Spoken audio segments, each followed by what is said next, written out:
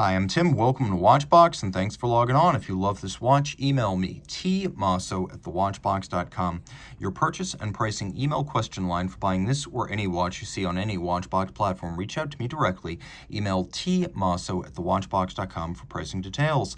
Today, we're discussing a watch that's a fantastic point of entry to de Bethune. A lot of folks don't dig the open dials with their visible barrels and escapements. A lot of folks can't warm up to the spring-loaded floating lugs. That's why the DB25 collection, launched in 2007, is the best way to move over from a more conventional independent like a Grunefeld, a Voudelainen, a Moser, or an F.P. Journe. This watch is going to be right up your alley with all of the de Bethune innovation that you expect from the more outlandishly designed watches. So, this model, which is discontinued as you see it here, is 44 millimeters in diameter in rose gold.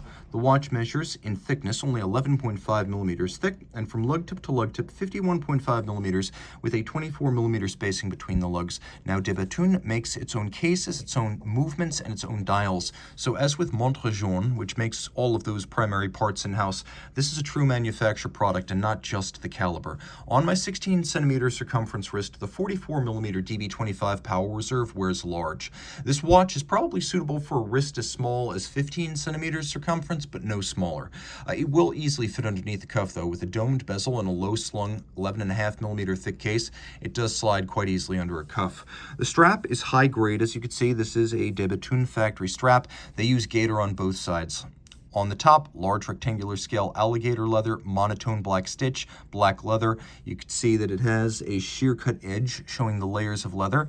And then on the bottom, it's alligator again, small round scale. You'll appreciate it's a brand new factory strap, not crimped, not gouged. Gator on both sides is more expensive, but it results in a longer lasting strap. That's why you see it on a lot of upscale brands like Chronometrie Ferdinand Berthoud, like Chopard, Louis Chopard, F.P. Journe. It's increasingly common at the high end of the market.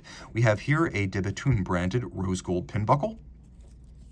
And here we have lugs that, while fixed, aren't entirely conventional. These are not the floating spring-loaded lugs, but they are evacuated and handsome. They're spare and graceful. They're barely there, and you can see the little ogival torpedo tip on each side. That is the last surviving vestige of the design of the original 2002 DB1 chronograph. That was the first de Bethune watch, and it had much larger ogival torpedo bullet, however you want to describe this conical profile. It had much larger conical lugs. This is a nod to that while still looking firmly forward. The case is entirely of high polish. You can see there's a drilled knurling on the crown, which is wonderful attention to detail. The bezel is barely there. It's a rose gold halo surrounding a fired blue dial. Now, de Bethune has a patented process for bluing titanium, and you can see it at work in two different forms here. There's the matte application of blued titanium that's used for the minutes chaptering outboard as well as the center dial, and then there's the high polished darker blue that's used for the cabochon style titanium hour indices. So the dial that's blued is titanium. Then inside you can see we have satin metallic brushed around the cabochon for the hours. We have black polished hands at center, and there is a concentric engraving called microlight.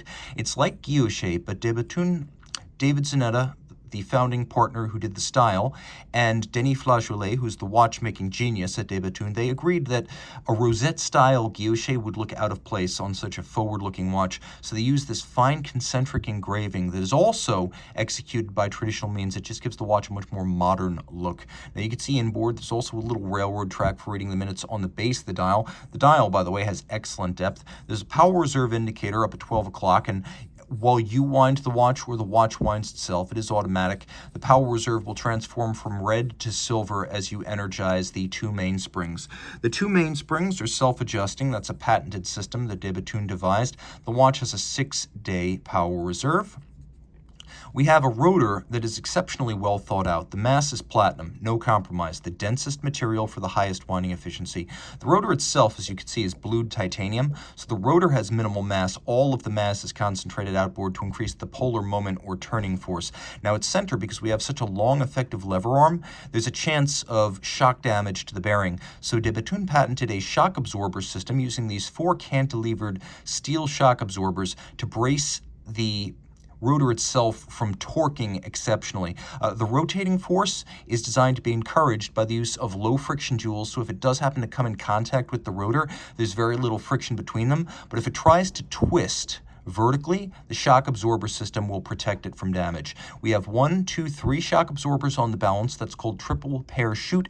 That is patented. It's there for both durability and for the sake of chronometry. We have a balance that is actually 2 yokes crossed 90 degrees opposed. The idea, it's a non-annular balance. It's not a balance wheel. It's a double yoke made of titanium with platinum masses. The idea, as with the rotor, is to put as much of the mass outboard for a better, more powerful turning force, and then also to create a balance structure that was less susceptible to temperature-induced timing deviation. That was achieved with titanium.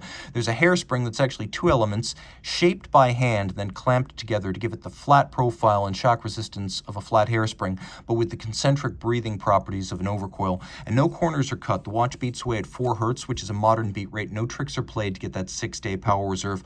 All of this is 30 meters water resistant. Bethune has made fewer than 3,000 watches since 2002. It makes only about 200 to 220 a year. Reach out to Team Mosso at thewatchbox.com for pricing.